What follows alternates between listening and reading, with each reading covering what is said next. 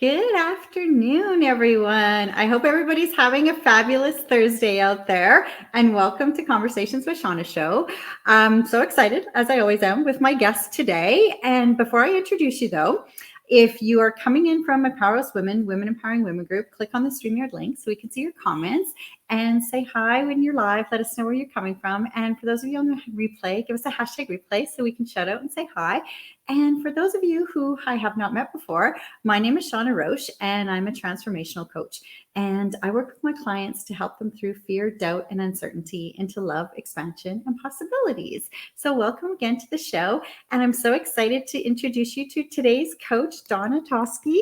Tosky. I said it wrong, didn't I? Tosky. Oh, I did say it right, Tosky. Hi, Donna. Welcome. I'm so excited to have you here.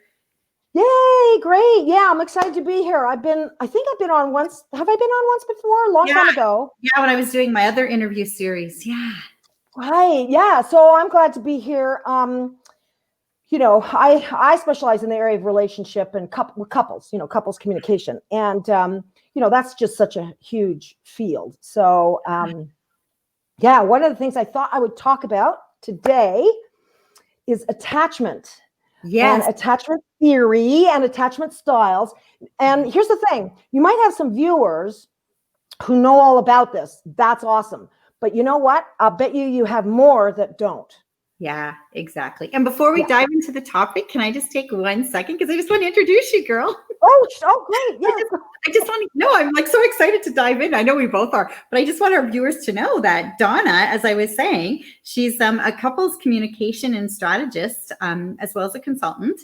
I love this here because she said, my ex-husband and I were both good people. Why did it end so badly? And then with Donna, 14 years ago, her marriage came to an end, and she had a burning desire to help other couples avoid the frustration and heartache that she experienced. Donna has devoted the past 15 years of her life showing hundreds of couples how to repair, renew, and sustain a fulfilling connection through her unique, painless, and I love this, manly friendly online communication programs. And some of the comments like that she's had from her clients she's worked with is Donna has an ability that not a lot of other people have. She's able to make sense in all sorts of ways, and I believe it's a gift. And I feel lucky that I got the opportunity to work with her, says Stacy Troden. And Donna is truly a gift at what she does, says Belinda Osborne. And I do agree with these women because I have worked with Donna too, just to check her out. So welcome. And today we are going to talk about attachment theory. And I'm excited about this. Yeah, well, it's tricky because in the area of relationship, so much of this can be, like when we struggle, can be considered like pathological. In other words, we need therapy. Yeah. And here's the thing, men don't like therapy. And I'm not saying that women love it, but most women, they'll go, yeah, because, women are out for the experience. They'll check anything out just to see what's going on and how it feels and what we're going to do. And but men, for the most part, they kind of don't, they don't want to drum up trouble. Right? They don't like that because it's now we're looking for failure and so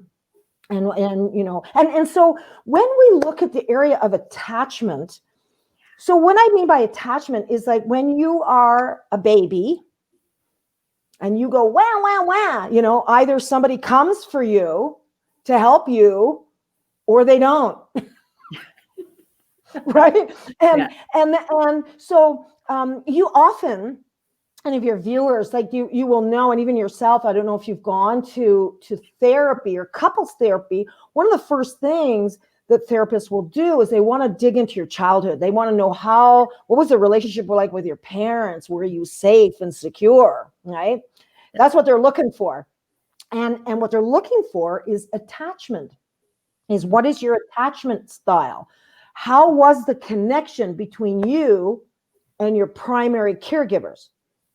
Because if it wasn't secure, you're going to be carrying that on into every love relationship that you have. And so And so in my practice, I'm not a therapist, and I apologize if you've got any therapists that are watching this, that I'm going to butcher this, but I'm not a therapist, and I don't pretend to be. But you don't have to really know a ton about this whole thing, this attachment theory, and how it impacts your relationship to really just to get a lot of insight. Yeah.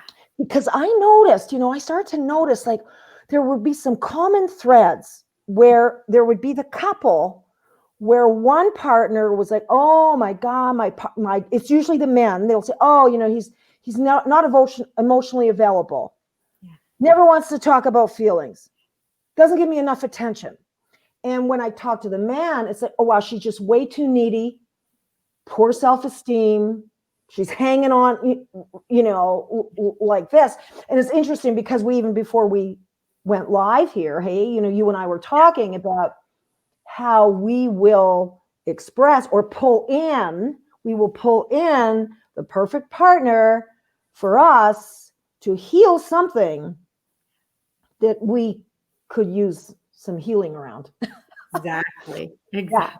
Yeah. So let's talk. So attachment. Yeah. So, you go, wow, wow, wow. Either somebody comes, when you're distressed, or they don't, or they might say, oh, what are you crying for? Mm-hmm. Take care of it yourself. Anyway, so our first connections with our caregivers will define, like the quality of that will define what they call an attachment style. So what that is sort of like how we adapt and how we are in connection. Mm-hmm. Either we feel secure or we don't, basically. Yeah. Secure, insecure.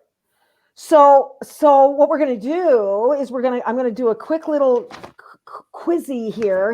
People can kind of discover what their attachment style is, and then we'll talk more about it. But basically, there's 3 attachment styles. That is how you connect. How do you connect? Are you really available? Are you secure in the thing, or are you not secure in the thing? So there's 3. At its fundamental, there's 2, secure and insecure. But the insecure, there's 2 types. There's the type that's very anxious, mm-hmm. Very worried about the relationship. Like, oh, are you going to leave me? Am I safe in here? Are you here? Where are you? And then there's what we call avoidant. Mm-hmm. And I know, like they're labels, and people, I tell people, don't get upset about that. It's just a tool, right? And I know sometimes the people, they don't want to be labeled, but if you can find yourself in this continuum, between secure and insecure and your partner, it can be really, really helpful. So the avoidant type, well, yeah, it's like you're getting too close, get off my back. Why are you stalking me? Kind of like that. Yeah. Right. So now we can have something show up in the relationship. For example, one person goes on a trip, and it's innocent. They're just going on a trip. But the other person, it's traumatic for that other person. So it's like an attachment trauma, or it brings up old original, what we would call attachment wounds. Uh-huh. Right? Wow. Could be same with a person who tends to be a bit dismissive. Mm-hmm. They can get into the relationship and they feel like they're being swallowed by the relationship. It's like, oh, I got to get out of here. This is like too much closeness. And I'll say more about that later, but let's look at the 3 basic ones: secure, anxious, and avoidant. And so I got a couple questions here. So for you and your viewers, and you're probably secure, but just because I know you and I know you guys in relationship, but it's very important for people to have a sense of where they sit on this continuum. And the reason is, we can drop into our own insecurities mm-hmm. and not really recognize that they're ours. And then we, project. oh, it's you. Yeah. You're not here for me, or, you're too needy. That may be true, but to have a perspective on it, has it be less personal? Is just what I've found. So if I'm working with couples that are really, really, really struggling, where I sort of hear that dynamic and it's usually the woman, not always. I can think of a handful where it's opposite, but usually it can be the woman who's very, very anxious. Yeah. And it's the guy who's like, oh, come on. You're just like, I'm smothered. Yeah. And so when I work with couples like that, where it's very pronounced, that's one of the first things I will tell them about attachment theory, because my whole thing when I work with couples is trying to get the personalness out of it. Because you're right. When we were talking about, we said what we tend to blame, right? Like, what did you say in the beginning? What'd you say in the beginning? You tend to project, like right away. I was like, you tend to project things on other people, and it's like blame them, because we don't look within ourselves. And a lot of times I was saying that the partner we attract, there's something about him that we see that we want ourselves, but we don't realize we have it already in us. And then later on in the relationship, that certain thing, then all of a sudden will bother us, and all of a sudden we're annoyed at them, and then we blame them. But really, it's showing us what we need to look within. Yeah. Yeah. So much blame. And for me, that's my approach, is to get that out of the way. Right. And I find that difference can cause so much, like difference, that we think differently, we feel differently, we want different things. It creates a tension. Yeah.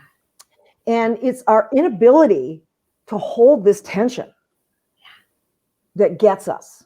If it gets us, and so for those of us that are a little more secure in the deal, we don't get taken out by it, right?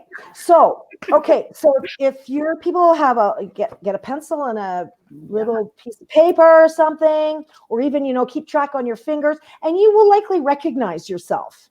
Yeah. So first question, it makes me nervous when my partner gets too close. So if you get nervous when your partner gets too close, then there's a tick for avoidant. You tend to be avoidant. Okay. I often worry that my partner will stop loving me. If that's you, a tick beside anxious. So these are the two insecure types, right? But then there's, the sub levels, right? So there's secure, then there's insecure, and underneath insecure is anxious and avoidant. Next one. An argument with my partner doesn't usually cause me to question our entire relationship. Like, in other words, if you have an argument, there's people that if you have an argument, it's like, oh no, like I will get calls and emails, and it usually will be an anxiously attached woman who has got to tell me every single detail. And I'm thinking, oh, part of me saying, wow, what's the big deal? But for her, it's a big deal. The relationship is over. She could be with this guy for 10 years and something happens. And now I'm second guessing everything. Yeah. Okay. Next one.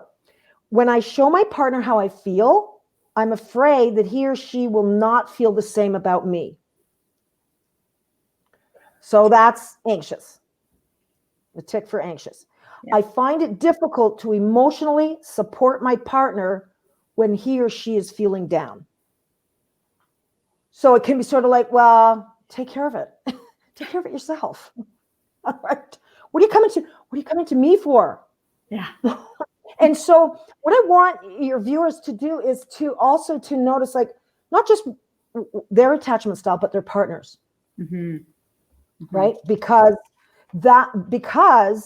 if you've got a couple of insecure attachment styles, chances are you could have a lot of drama going on, or you could have like a lot of intensity, right, going on.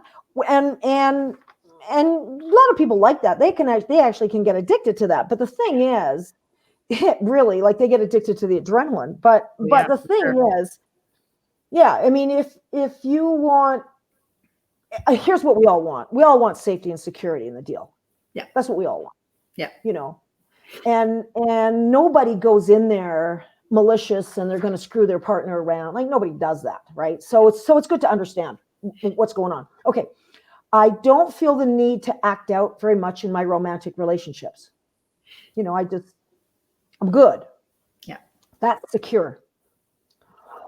I fear that once someone gets to know the real me, he or she won't like who I am. That tends to be avoidant. Mm-hmm. Don't get too close to me, because if you get too close to me, you might see who I really am. Yeah. And you won't like me. Mm. Right? Yeah. My independence is more important to me than my relationships. So if that's anybody there, a tick for avoidant. Mm-hmm. And so I will see this a lot with men, particularly men can be avoidant, that attachment style. And I will notice that, an avoidant, a man, his woman, she wants to depend on him. Ah, and she feels really upset that she can't depend on him. Like he's not there for her. mm-hmm. Or he will just assume she does things herself, when maybe she wants his help. Right. And when she asks for it, he kind of looks down, he looks down on that a little bit. Mm-hmm. In other words, a dismissive avoidant can really value independence. Mm. Yeah. And where that can come from is that they themselves had to be independent. Right. When they were young. So where that could come from is like working parents, for example. Yeah. You'd come home from school, there was nobody there, or even very, very young, you'd be maybe put into daycare, or in my case, I tend to be avoidant. And my case was my mom was mentally ill. And my father was often not there. And so insecure attachment can come from if parents are either it's unpredictable, maybe an alcoholic parent, where if the parent's drinking a lot, oh, great, come, let's play. And then when the parent's not drinking, it's like, oh, get out of here, And so there's this inconsistency. Mm-hmm. And for me, it was very inconsistent. Mm-hmm. Sometimes my mother would be there. Sometimes she would be so depressed that she was there physically, but she wasn't there. She wasn't present. Yeah. And so, or again, little boy gets upset, cries. His father says, "Stop your crying." Mm-hmm. So that's how he copes with not getting the connection that he needed a long time ago. He just is independent, doesn't show his emotions, takes care of himself. So if I take care of myself, then you take care of yourself. So he's carried that throughout his life and is now bringing that into his relationship. Yes, and absolutely. It's interesting because if you're go into a therapist's office, they will give you, and this is just a little brief thing, they will give you like a real long questionnaire, but you don't even have to do that. You don't have to go back to child. You just have to see what's going on right now. Right. In order to see what the attachment style is. You can see it's even how you just listen to what one partner says about the other. Yeah. They'll tell you, you can pretty much, right? Yeah. So that's what I do. I go backwards. And I guess, and of course, like the objective of therapy is now, okay, so we're going to look for old attachment wounds and then, see if we can heal that. Mm-hmm. Right. And then if that's taken care of, then the idea is that, okay, well, then it will be taken care of in the relationship. But what I find, like I say, is a lot of couples don't want to do therapy. They don't want to do psychotherapy. Mm-hmm. And also it's very different when you do therapy as a couple, it's not the same as if you're going in to do therapy just on your own. It's a very different animal, you know? And so in my practice, I found that the people that I've worked with, I mean, I get some people that are so extreme that I will say somebody here needs to go to therapy. But for the most part, you don't have to do that. But it's helpful to be aware, right? Because otherwise, I'm going to start labeling my husband like, oh my gosh, you know, you're not emotionally available. Therefore, you don't care about me. You don't care about anything. You're aloof. You have this superiority complex. And this is what I hear too. Women will say, well, my husband thinks he's superior. I mean, how do you know that? Like, how do you know he thinks he's superior? Just the way he behaves in the thing. And that's very much like a dismissive avoidant, right? They have this air about them. And in fact, they are the ones that least can see their own attachment style. Right. You know, the dismissive avoidance. They don't see it. It's like, no, it's you. It's me? No, I'm good. I'm totally good. But an anxious attachment style person, they can see, oh, wow, yeah, I get really nervous in relationship. I'm worried that my partner's going to leave me. I'm thinking about the relationship too much. If my partner wants a little bit of distance, just going on a business trip, they're anxious, and they know that. They see that, you know? Yeah, I have friends that I've seen that in, especially with business trips. Yeah, totally. Yeah, I've seen that. Yeah. Yeah, and I bet you would. And you know, once we know what we're looking for, you know, that friend who just has to be in some kind of a relationship. Yeah. They just can't be on their own. You know, it's like you think, my God, like it's just like disaster from relationship to relationship. Why don't you just be single for a while? And they can't. Yeah. Yeah. Right? They just can't. Okay, let's get back to these questions. Yeah, so my independence is more important to me than my relationships. That's avoidant, you know, dismissive avoidant. When my partner is upset, I naturally know how to help him or her calm down. It's just it's natural. That's secure. Yeah. Where if your partner starts to lose it, you don't lose it. It doesn't take you out when they get upset, you know. If there's an anxiously attached person, a partner who gets really upset and clingy and needy, because that's how they present. They're clingy, needy, very vocal, very, you know, very emotional. I remember working with a couple like that, where really had this dynamic going on.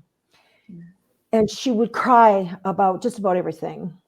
And when she did, he had a hard time. There was nothing he could do to console her because he wanted to back up and get out of the space so badly, you know. So, and I remember him saying to me, man, it seems that she just needs total validation. Her whole being needs to be validated. And he said, it just drives me crazy because I can't give that to her. You know, kind of what, and he can give her reassurance, right? He can. But for her, it's so much, like it's over the top, you know? In other words, it's never good enough. Yeah. It's never good enough. Like it's real extreme, right? So, and it's very uncomfortable. Like, you know, he would say things to me, like, because I coached this couple for about half a year, you know, and he'd say, well, he thought she was doing it on purpose. Yeah. And she wasn't doing that on purpose. And so my mission was to kind of show them this dynamic. Yeah. And it can get so personal. You know, when you're struggling, it's so personal that you don't want to look at a dynamic. You want to just blame it. You don't, because your perception, and it's like, it's your perception.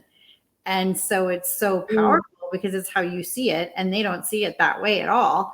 And then it's just like, boom, like it's hard to come into play with that. And Bernie and I have, like, over the years in the beginning, earlier in life, I've told you before, our cupcake thing. And so it was like our cupcake story, And I just love sharing that story because it was like a chocolate cupcake to him, but it was a vanilla cupcake with chocolate icing to me. And so early in the relationship, I really tuned into, wow, you see that so different. And now there are things where I, like, honestly, like, I have to almost watch what I say, because I'll just, like, are you kidding? That's how you see that? Like, seriously? Oh my God. And then it's like, but in my head, I honor that that's his perception and that's how he sees it. And so I'm like, okay, I can be okay with that, because I know I'm not going to see it that way. So it's not a matter of blaming or right or wrong. It's just our perceptions are so different, and knowing that, and that's been a part, like, of our relationship earlier on. We noticed that, but we're very fortunate because we do have a most amazing relationship and we are both very secure. But I see the dynamics in other people, like what you're talking about here, the different. And it's just like, wow. And I know from my first marriage, it was just a disaster. And so your first marriage, what did you see about the attachment? Did you see anything there? Because here's the thing. Here's why I ask. This is something for everybody to get, is that you can be really secure in one relationship. And then you can go into the next relationship and you're like, whoa, what the hell is this? And you're either get away from it, back up, like I'm feeling engulfed by this thing, or you can get really anxious, like, where are you? And you just can feel, because I work with a lot of people who will say that to me. In my past, it was not like this at all. And now I'm like a basket case. So how was it for you guys? Well, in my first relationship, it was more like a mother-son relationship. Right. He did go from his mom to me. And it was like, I was on this career path. So I was taking care of everything, like financially, emotionally, like I was doing all the work. And he was just the boy out there playing all the sports, having fun, and he had no responsibility in the relationship.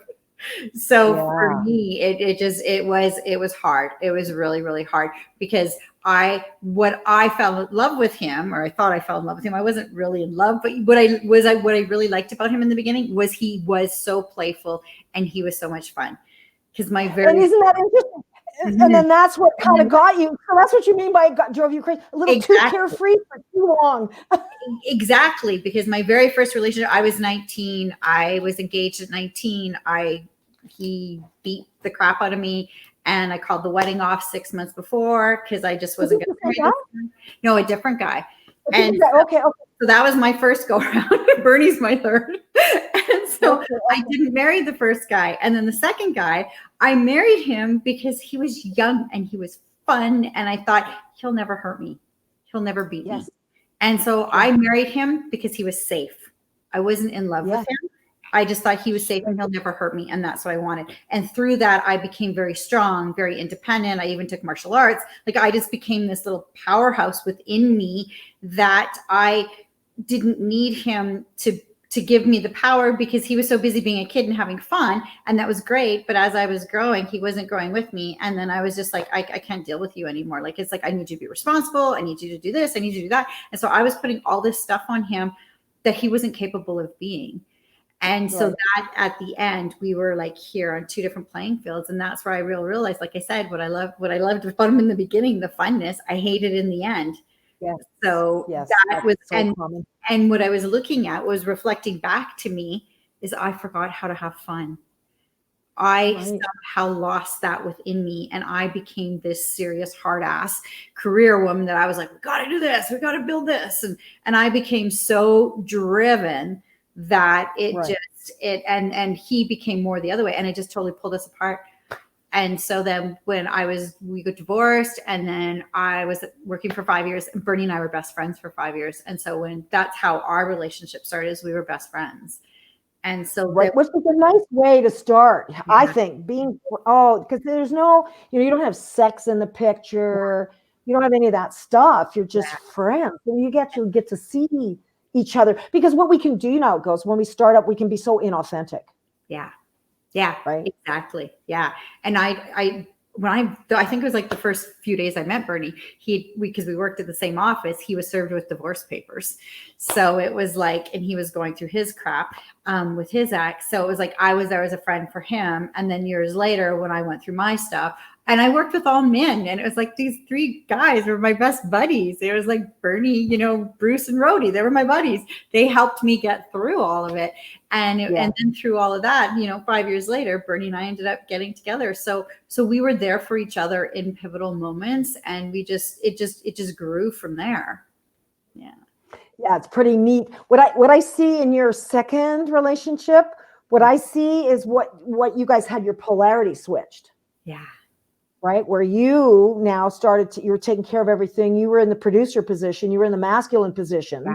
And he was in the feminine position being, and that can work, but it's my experience that the woman's going to get pissed off after a while, right? It's like she gets mad. It's like, yeah, I'm your mother. This is not working for me, right? And, the guy would probably go along with it forever. Yeah. Oh, he would have. It was like, totally. It was like, yeah. And it was interesting because I love that you said about therapists, because we did go see a marriage counselor. And I think I managed one session. I was just like, no, this is not happening. I knew right away, this is not going to work. And it was interesting because then I went to see like my own therapist, right? Just individually. And she says she'll really know how you feel the moment he leaves. And so that last day when he left and he walked out the front door, and then I had a session with her, she goes, how'd you feel? Like, it was kind of like sending my kid off to university. It was like, and he said to me, he's like, one last chance. I'm Calgary's most eligible bachelor. And I'm like, he was very high on himself. Like he called himself Adonis. He thought he was a Greek god. Oh, yeah. Wow. Oh, that's hilarious. Yeah, he was very into himself. So I was like, well, yay, Calgary. Enjoy. Yeah. Wow. Yeah. And so you never look back. Yeah, exactly. Yeah. Well, you're clearly securely attached, right? So, so that's awesome. So let's get back to these questions. So when I'm not involved in a relationship, I feel somewhat anxious and incomplete. So that would be an anxious attachment style. That's insecure, anxious. Yeah. You just don't feel settled, feel like something's wrong, something's missing. I can't do this on my own. It doesn't feel right. And, it's interesting because I work with a lot of couples who, what I've noticed is couples will come before they've even divorced, right? Before they've even divorced, they're getting into it again. And not just in a small, not just friendship or a little bit of dating, but like, okay. And in my field, most of the time people will say, you know what, the coaching or the counseling is usually like, just be single for a while. Get yourself centered, figure out what happened there. What was your part, and get grounded. And so for me, that's a bit of a tip off, when I see somebody because I'm always ask people, okay, how long you been together? Is this your first go around? If not, I'm always poking around and just to, learn a little bit about, because you can tell a lot about even just some generic things. Yeah. And man, I'm working with one person who's, well, it's like relationship, infidelity, affair, relationship, divorce, marriage, like, wow, very, very insecure. Yeah. Okay, so I hate feeling that other people depend on me. That's avoidant. It's like, so an avoidant, an anxiously, a dismissive avoidant, they like, don't depend on me and I won't depend on you. Right? Because there's 4 areas like where these attachment styles differ. 4 areas is like how they perceive closeness and intimacy, how they are with closeness and intimacy. And second is their ability to communicate their needs and emotions. Right. And the third kind of the characteristic is the way they respond to conflict. Mm-hmm. And then the fourth one is like what they expect of their partner and their partnership, and how, and that kind of refers to depending, like what you can depend on me for is, if I'm an avoidant, maybe not much. Right. Just don't depend on me for too much. Yeah. Whereas a secure person, you can depend on them, right? And they can also ask for help, right? They can depend on people, and they can have people depend on them. And sometimes the anxious people want you to depend on them. Mm. They're like the mom who will stay the mom, who will love to be the mom, because that's kind of maybe a form of control. Mm-hmm. Yeah. Right. And if I make you need me, because I'll do everything for you, so you'll need me. Mm-hmm. Yeah, you can see that with parents and kids a lot. Okay. Where was I? Right. I miss my partner when we're apart, but then when we're together, I feel the need to escape. That's a type of avoidant. Yeah. And so technically, we say there's three types. There's like secure, anxious, and avoidant. But inside avoidant, there's two types of avoidance. There's one that is dismissive, and then there's one that's called the fearful avoidant, where they'll be in and out. They want the close relationship, but when they get it, they got to back up. Mm. Right? And that's me. That's the type that I am. Okay. And I can even see it in my friendships. Is that sometimes, a friend comes, I go, oh, great. Yeah, let's get together. Let's do this. Let's do that.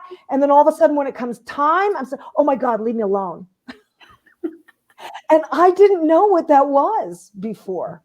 I had no idea what that was. And now I realize that, what that was, that comes from my childhood, in that it wasn't consistent. Mm.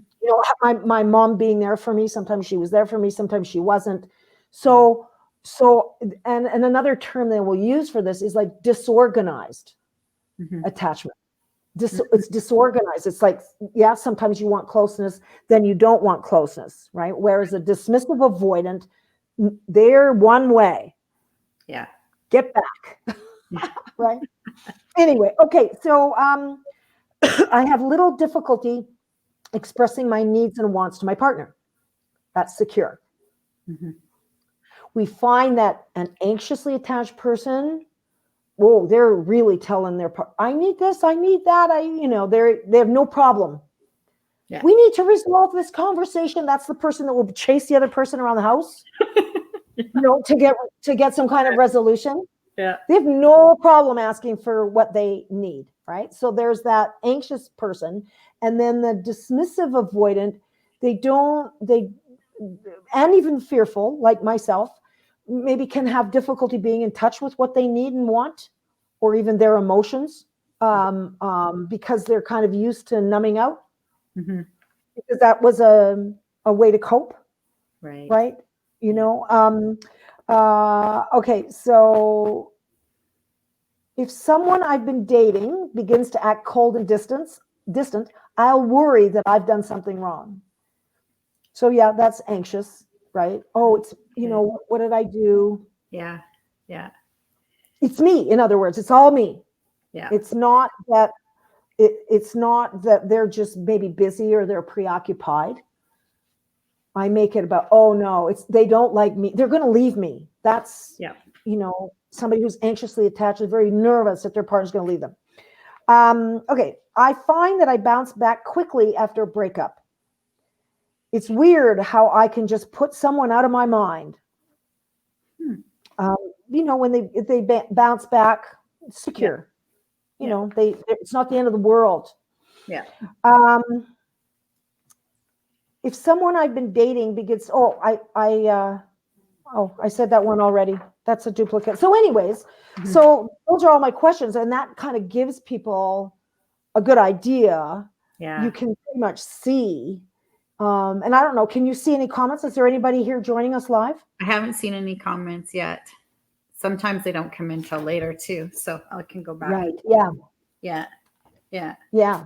Well, and I love all these questions. And then when you're working, because you work with couples, and then you also work with individuals. And I love that you said you work with individuals, even like dating, because that, as you were just saying those last few questions, I'm like, yeah, as you're someone new dating, all kinds of stuff can come up. Well, yeah. And, you know, people, especially what I find, because I'm a little older, so I will attract people that are a little older, you know, maybe women over 40, right? Who they've either, you know, been around the block a couple of times, and they don't, you know, maybe they're in their 50s and they don't want to waste time, right? They don't want to do that again, and they want to get it right. And that's one of the things that I'll kind of look at is, okay, you know, what is their attachment style? Because here's the thing, either secure or insecure. And inside of secure, you're either anxious or you're like avoidant, get back. And if you're insecure, or when I'm working with somebody who's dating, the deal is get with somebody who's secure. Yeah. Because it can be really difficult. Here's the and therapists will tell you this too. The couples that struggle the very most are when you have one that's anxious and one that's dismissive, avoidant. Man, and it can be really, really tough. Yeah. And there's several books out there. There's one book, it's called Attached, which I would recommend. But again, when you read that book, you can see like, oh, it comes from a place of pathology. Mm-hmm. There's another book that's written by Stan Tatkin, and I can't think of it. And he says it's not pathology. We all have an attachment style. Big deal. You just learn how to work with it. Mm-hmm. But when you get that anxiously attached and that dismissive avoidant, especially the dismissive avoidant who doesn't see it, that they are dismissive. Yeah. The anxious person, they know it. They see it. The dismissive person, I can have a hard time pointing out to them, because another thing about a dismissive avoidant is they get very defensive.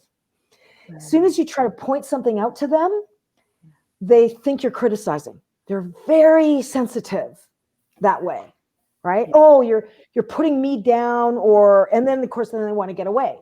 Mm-hmm. They, you know, and then what the marriage and relationship experts will tell us now, they're telling us, is the science, is that if there's 4 characteristics that if you have them going on in your relationship or marriage, the thing's going to fail.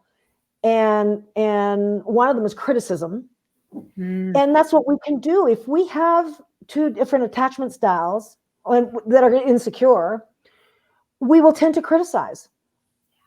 You're not there for me. You don't give me enough attention. You don't care. Or the other one will say, well, you're needy. Poor self-esteem. It's always about you.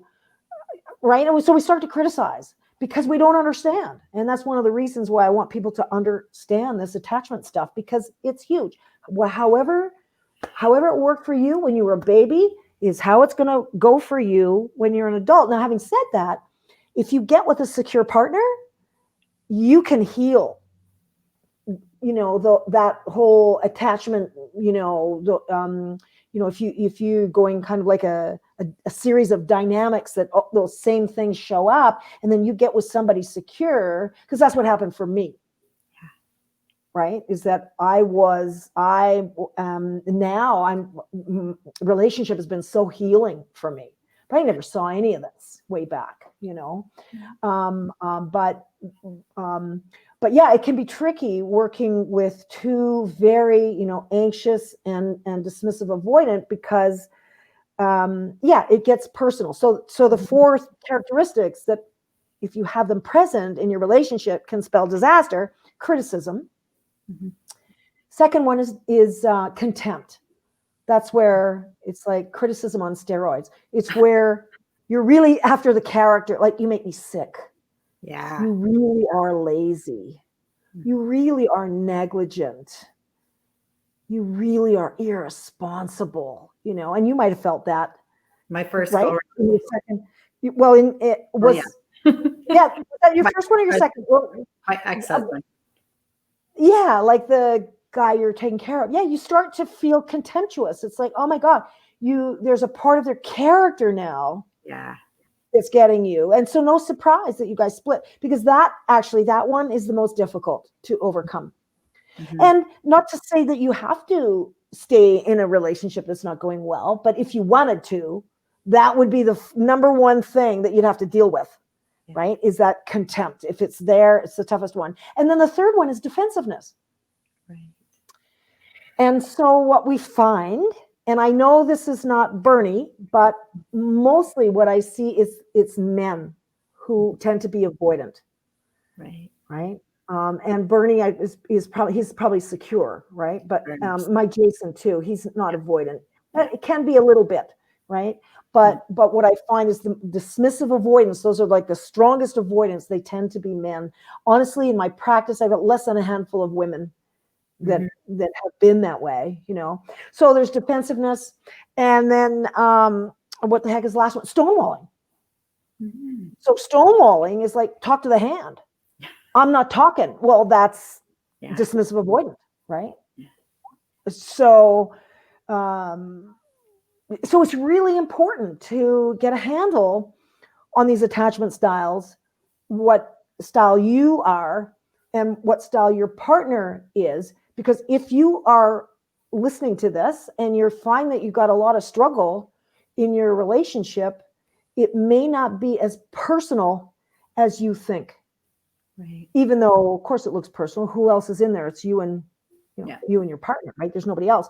But for me, when I begin to understand attachment, you don't have to go to therapy to get a good handle on this and to be able to even use the whole concept, to begin to create healing, but even like how we deal with conflict, that's important.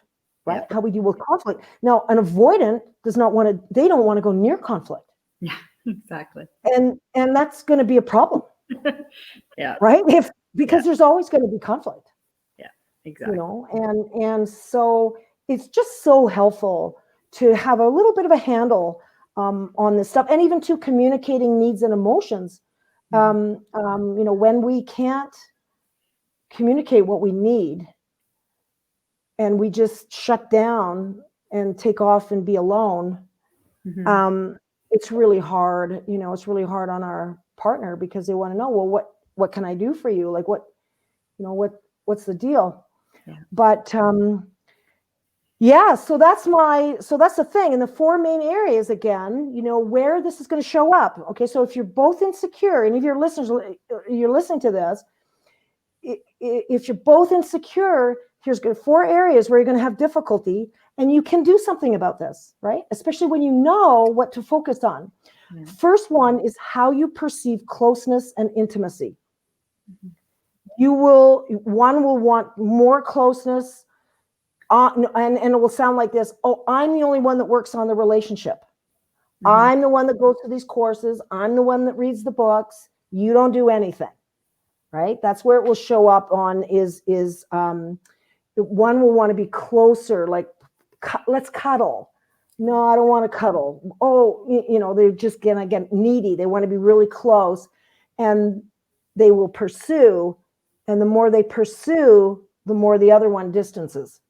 Yeah. Right. And so the coaching for somebody who's like that is like, back the hell up.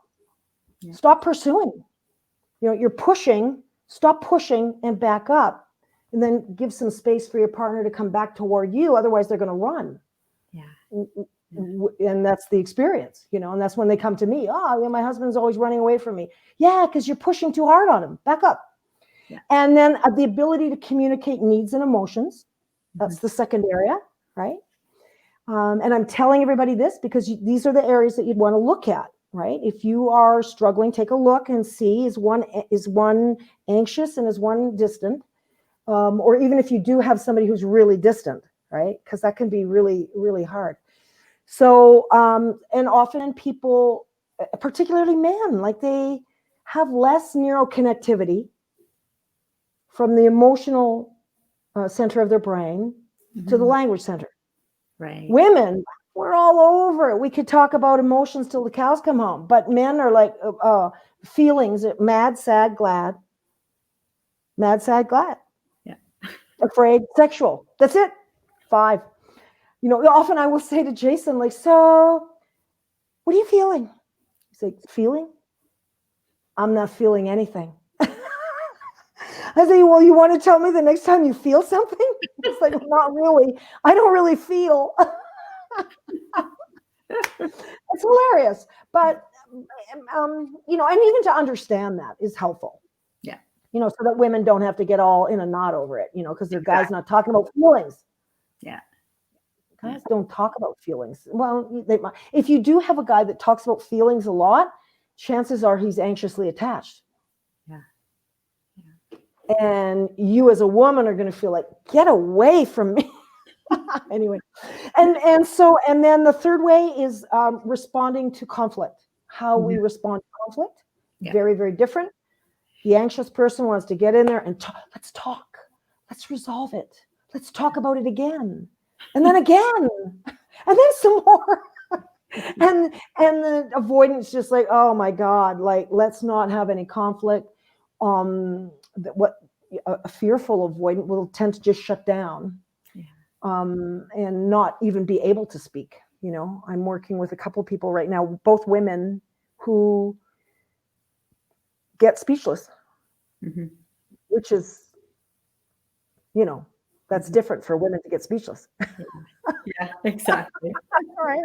Yeah, and then the fourth area is what each of you expects from the deal. What you expect to be able to depend on your partner for. People, especially women too. If they're anxiously attached, they can have this chronic disappointment going on. Yeah. Like it's never good enough. I can't count on you. Yeah. I can't depend on you. And, it's like you were saying earlier, like, there's things you just have to take care of yourself. You have to be able to do that. Right. But exactly. Yeah. So tell me, what do you think? What do you think about all this attachment stuff? Awesome. I love it. No, this has been a great conversation. I'm like, ooh, and I think it's great for people to go and listen to this and do the questions and see where you're at. And and where you're struggling, reach out to Donna, and I'll put your information in here. I'll add it to the top part of the interview here, so they can go and add, check you out, follow you. And I think I think that's awesome. I mean, my thing is not, my whole practice is around let's not get busy looking for pathology. Yeah. What's wrong? Yeah. Because we have to be careful of something called negative bias. Mm-hmm. And what that is that what we don't like and what we don't want can get a lot of our attention. Mm-hmm. It's a psychological bias that all human beings are subject to. Yeah. And if we're not careful, we will live in this negative place. And the experts in marriage and relationships say the number one reason why the thing breaks down, good old garden variety negativity. Yeah. It's negativity, complaining about, I don't like this, I don't like that, I don't want this, I don't want that. And so, so I'm more interested in, and again, that's, if you don't get the guys on board, right, in the area of relationship and communication and relationship, if you don't get the guys on board, you're going nowhere. It's going to be just the woman going, come on, and so that's why our programs are really guy friendly, because I know that's how that goes. Yeah. And I've even worked with the toughest of dismissive avoidance, and they go, wow, I really like that program. Yeah, because it just lets them be, doesn't make them wrong. Yeah, no, your programs are awesome. Wow, this has been wonderful. Thank you. Oh my God, girl, look at us go. Yeah. Thank you so much for being here. I'll get you to stay on for a minute, but thank you. This is great. And if anybody has any questions, please, on the replay, reach out, ask away. And I'll put some contact information here where you can follow Donna and check out her programs. And Thank you so much for being a guest today, Donna. This was You're wonderful. welcome. Yeah, you're welcome. It was my pleasure. Anytime. I love to talk about this stuff. I know, it's awesome. Thank you so much, everybody. Have a wonderful day. Thanks, Donna. Bye, everybody.